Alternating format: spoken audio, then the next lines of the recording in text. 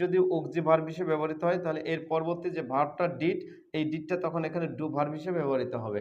তাহলে আমরা কিন্তু শিখে নিলাম যে ডু কিন্তু সাধারণত ৩ টা জায়গায় ব্যবহৃত হচ্ছে। একটা হচ্ছে যে প্রশ্নবোধক অর্থে ফার্স্ট ইনডিফিনিট টেন্সের মূল ভার্ব হিসেবে ডু ব্যবহৃত হচ্ছে।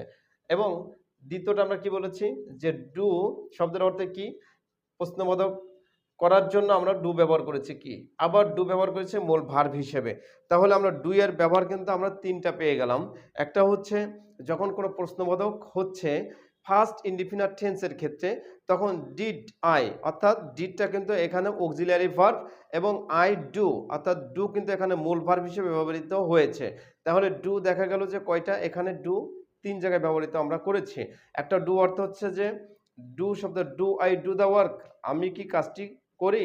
তাহলে আমি কি কাজটি করি এটা আমরা কিন্তু ব্যবহার করেছি ডু, এখানে কি শব্দে ব্যবহৃত হয়েছে? এবার আই ডু দ্য ওয়ার্ক, আমি কাজটি